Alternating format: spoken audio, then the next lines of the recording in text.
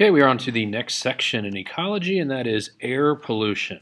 Now, you're going to take 5 notes on the video below. Now, let me stress this. You have to take 5 notes, just short notes. They don't have to be in complete sentences or anything like that. But you must take all the other notes in the video as well. So don't just take 5 notes and think you're good after you watch the video below. You have to take these 5 little short notes in the video below. So as you're watching, just take 5 notes. But also, remember, in order to get the full grade, you have to take all the notes in this presentation. So take 5 notes on the video below. This is the year. Esto es el año, no. Cerremos la planta. That we can close this plant. We have to think that this is the year. We are going to end coal in Chicago.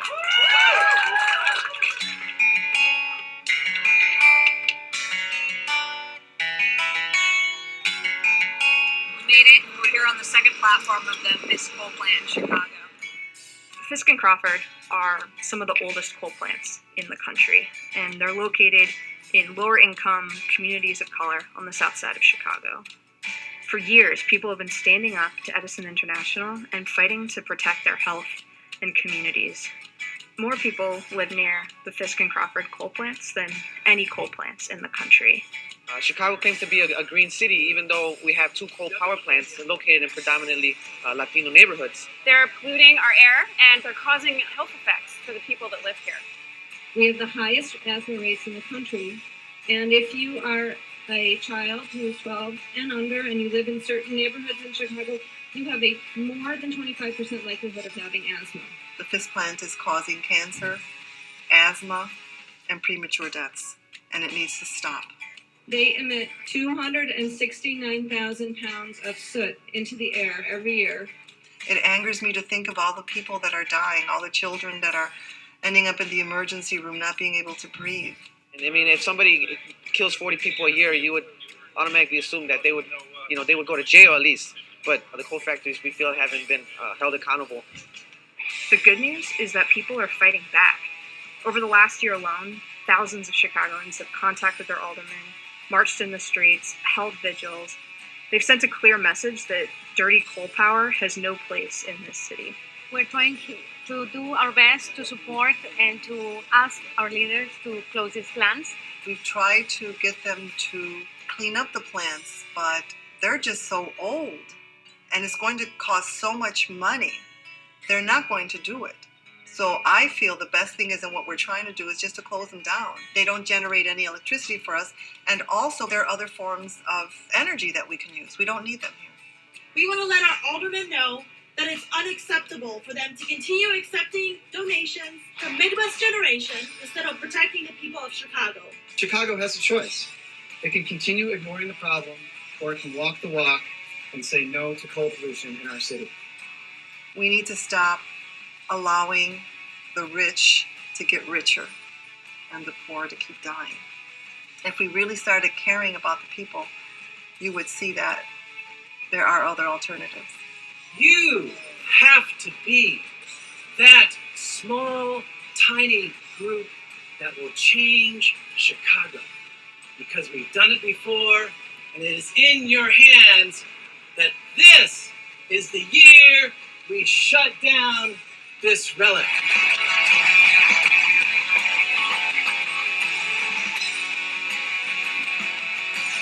Just watched the sunrise over the city. We're hauling our bags up to the top, and we're here to send a message that Edison International needs to stop making Chicagoans sick.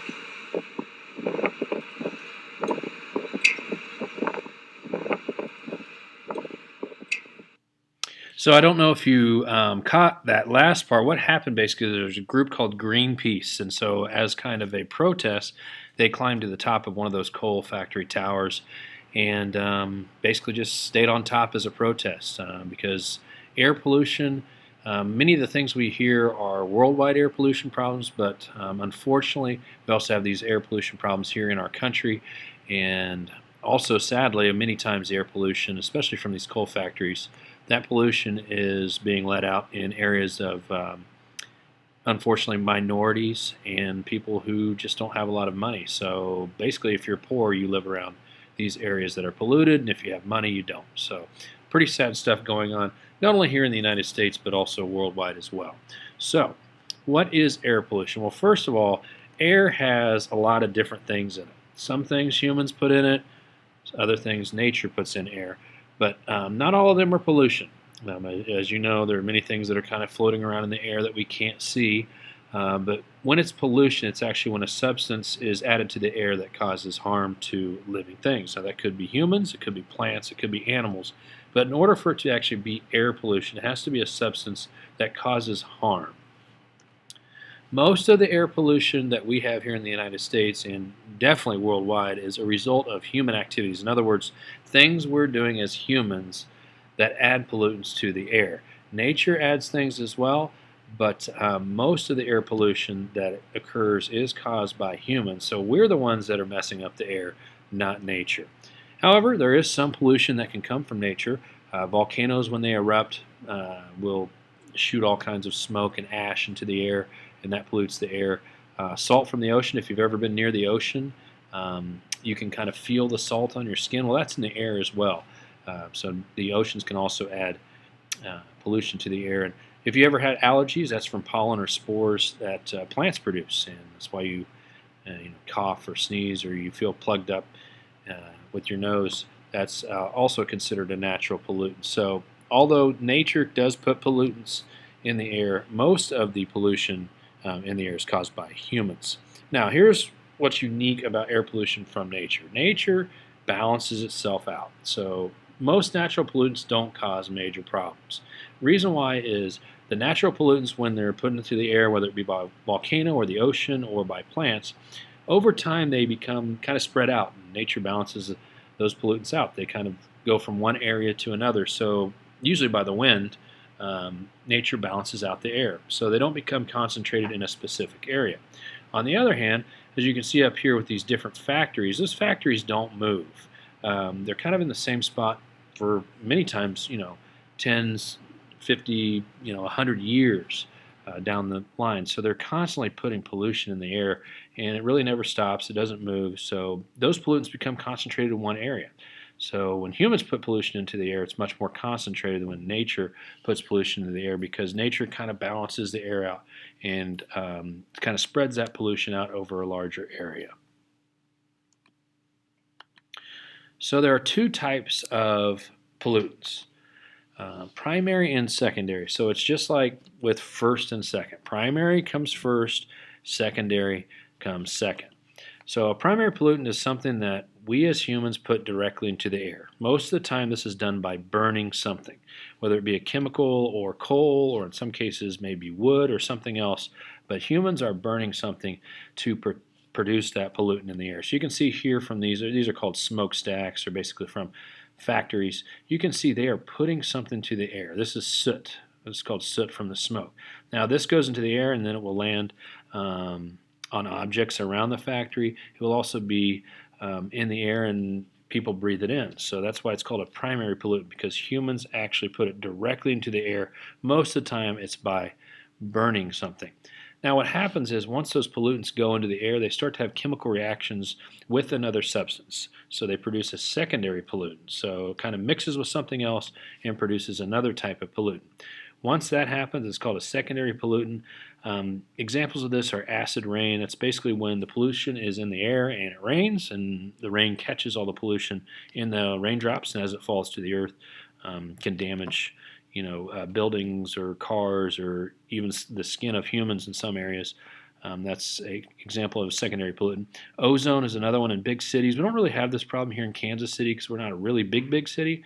But whenever car emissions, or the stuff that comes out of cars after they burn the gas, goes into the air, it mixes with the heat from the sun, and that creates something called ozone. And it's when you have, it's called smog. If you've seen kind of this smog or this cloud or this haze over some cities, in particular like Los Angeles has a big smog problem. Mexico City is another one that has a big smog problem. You can see kind of, it looks like a cloud, but it's actually not a cloud. It's created by a secondary pollutant called ozone, which is when basically the emissions from a car or the pollution put off by a car mixes with the sun, creating kind of this hazy look over the city. That's a secondary pollutant. So primary pollutants are put directly into the air by humans. A secondary pollutant is when that primary pollutant mixes with something else, some chemical or some substance, and creates something totally different called a secondary pollutant. The biggest type of pollution we as humans put into the air is caused from cars, basically. A third of all air pollution comes from cars. Now, this is a problem here in the United States, but we've set certain government regulations that kind of prohibit what cars put out and what you can put in cars. But in many poor countries, unfortunately, they don't have these regulations. So the car exhaust in these poor countries can have up to 1,000 poisonous substances just in coming out of the tailpipe alone. So if you were to go to a country that just is poor, or a country that has a high poverty rate, maybe doesn't have the governmental structure that the United States have, just by them pumping the gas, they're literally poisoning themselves. So poor countries have a really bad problem with this. A country like China is one that has a lot of issues with poisonous substances in their gasolines and in their cars. So it's not as big of an issue here in the United States, although it's not good. Here in the United States, it's really not good in the poor countries where their gasolines usually have poisons in them, which humans breathe, and it can cause health effects such as asthma, cancers, things like that. Car exhaust also leads to what's called smog and acid rain, which I kind of talked about before. Those secondary pollutants. It's basically when the car releases the emissions or the pollution into the air.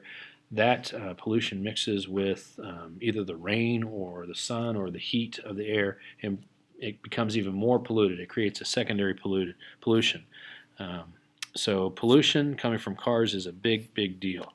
As a matter of fact, if we carpooled more, we could cut a lot of this pollution out of the air. So a lot of times you hear about people carpooling to work. That's when two or more people will ride together to work. And so instead of people driving individually, they ride with someone else. Well, if just 2 people did that, 2 people carpool to work, 33 million pounds of carbon monoxide pollution would be eliminated from the air each year. So we could take 33 million pounds of these poisons, these pollutions, and take them out of the air if people would just carpool or ride to work with someone else. And I'm as guilty as anybody else. I ride to work by myself. I could carpool with one of the other teachers to work, and we could cut those poisons out of the air. But unfortunately, I don't do that, and maybe it's something I should look into. But if you carpool, you're going to take a lot of that pollution out of the air. But air pollution is a major, major problem when it comes from vehicles. Industrial air pollution. So this is a different type of air pollution. It's very similar to what comes out of a car, but it's to a much higher amounts. And this is usually when electric power plants are burning fossil fuels, so gasoline, coal, natural gas, any type of fuel that comes from an organism from the past. So basically a fuel that's been in the ground for, in most cases, millions of years. Whenever you burn those fossil fuels, that releases pollution into the air. So you can see up here, these are different coal plants. So basically they're taking coal and they're mining it out of the ground and they're burning it. Whenever they burn it, it puts what's called soot into the air. So it's smoke, and it has those particles, and when it has those particles, it's called soot. And whenever that soot gets into the air, it's released as pollution, and unfortunately, the area around those coal plants become polluted as well. Manufacturing plants, chemical plants, and oil refineries or coal plants like the one above, when they put that poison in the air, that's called a VOC, or a volatile organic compound. And these are really bad for human beings. So unfortunately, like with the opening video in Chicago, the people around that area are not only breathing in these what are called VOCs, or volatile organic compounds, they're also getting them in their food, in their homes, just everywhere they are basically going or living. It's an area of volatile organic compounds, or VOCs, because those are the poison created by any type of burning of a fossil fuel. So that's called industrial air pollution, is basically when companies or plants or factories are producing pollution into the air. So how does this affect humans? Well, it affects us a lot. A lot of times, unfortunately, we don't know what it's doing. You can see in the video here, this is actually a real human lung. And they are pumping it full of cigarette smoke. Now, this is just an experiment, of course. this is not a lung that's inside of a body. It's just one that they've obviously removed from a body, and they're doing experiments on this lung. And as you'll see in the video, over time, as basically the lung takes in more and more cigarette smoke, you'll see the damage that's done to the lung. Now, minor effects, now these aren't really minor things, but minor effects of human health are bronchitis and asthma. So you might know someone that has bronchitis or asthma. That's basically just when people they're breathing in some pollution, but it's not a lot. A lot of times people don't even know they're breathing in pollution until they go to see a doctor, but this basically just causes coughing or weak breath. So that's kind of the more minor type illnesses or diseases that occur from lung disease. Unfortunately, if people continue to breathe in pollution, whether it be cigarette smoke or air pollution caused by a coal factory or a coal plant, the air pollution eventually will create lung cancer. So most lung cancer in this country is created by people that smoke. So if you know someone that smokes, tell them to quit. There's a good chance they could get lung cancer. As you can see here, they're cutting open this lung after several experiments with the cigarette. You'll see how the inside of the lung is pretty gross, actually, when they cut inside of it. But air pollution can cause all kinds of things to go wrong in the human body. Bronchitis and asthma are kind of the minor things, but eventually over time, if the human body continues to breathe in and out polluted air, it will develop, in some cases, lung cancer. And unfortunately, people do die from this. People in the city are 3 times more likely to develop lung cancer than those living out in rural areas or out in the country. Just simply because there are more people around. So there are more people smoking, there are more cars, there are more people using electricity from, and many times, coal-based factories. So whenever you have more people, you're going to have more pollution. So we all here live in the city, and unfortunately we are more likely to develop lung cancer just because the air we have here is much more polluted than those in rural areas, or the air in rural areas. So if you want some healthy, clean air, move out to the country, and not only will you have some good air, but you also have a much smaller chance of developing bronchitis, asthma, or lung cancer. One of the biggest ones here we deal with in the city, and many of you may not know about this, is indoor air pollution. If you've ever been in a new car, you got a new pair of shoes, or maybe for Christmas you got a new gift, you'll notice that it has that new smell. Well, that new smell is actually pollution. So if you've ever been like, oh, that smells really good, that new smell, it smells so good, it's actually pollution. And you can find that new smell, that pollution, in carpet. Like when you put in a new carpet, the room kind of has a different smell, or you put in a new wall, or you paint something, or maybe you get some new furniture. All of those are actually pollutants. That new smell is a pollutant. So if you're smelling that new smell, you're actually taking in a pollutant. Another type of indoor air pollution that many people don't know about is radon gas. If you have a basement in your house, you might notice that there's a pipe that leads from your basement somewhere outside, usually on the back of a house or on the side of a house. It's usually a white pipe, a plastic pipe. Well, the reason why they have those pipes is to let the radon go out of your basement. Radon gas is a natural gas. It's produced by nature as basically different elements kind of decay over time. They release a gas. And you can't see it, you can't taste it, you can't smell it. But it is there, and it's very poisonous. Unfortunately, sometimes people actually get sick and even die if they don't have radon detectors in their houses. So if you have a basement, you might tell your parents or your family, hey, we need a radon detector so we can see if we can detect this gas, because we can't see it, we can't taste it, we can't smell it, but it could kill us. So radon gas is another example of indoor air pollution that's much more dangerous than maybe that new smell that you get from carpet or walls or the paint or the furniture or the new shoes or the new shirt you got. It's much more dangerous because, frankly, you can't smell it, can't identify it. Last one is called asbestos, and asbestos is, you don't have as much asbestos anymore because the government has outlawed asbestos, but they used to use it in the building of houses and buildings. But it's very toxic, and people can breathe this in. They can get it into their skin. They're little fibers that a lot of times you can't see. So maybe if you've seen someone in construction that's doing some work maybe on an older house, they'll always have some type of breathing apparatus or some type of mask on. Well, that's to keep the asbestos out of their lungs, because just like radon, asbestos can enter the lungs, and it can damage the lining of your lungs, the cell lining, and eventually it can lead to cancer. So if you're ever in an older place that's having some work done or maybe being remodeled, you will see that people wear, they're called asbestos masks or masks, and that's just to keep that pollution out of their lungs. So not only is air pollution outside, but it's also inside. That can be anything from that new smell, maybe in a new car or carpet, or maybe you painted a room, but also it's invisible. It's called the invisible killer, and that's radon gas, which can also enter the lungs and damage the cell lining. And finally, asbestos, which is found in older buildings and houses, which can also be toxic. So air pollution can be inside, can be outside as well. So that is the air pollution notes for this section. Make sure you have taken all of these. Come up and show me to get the grade.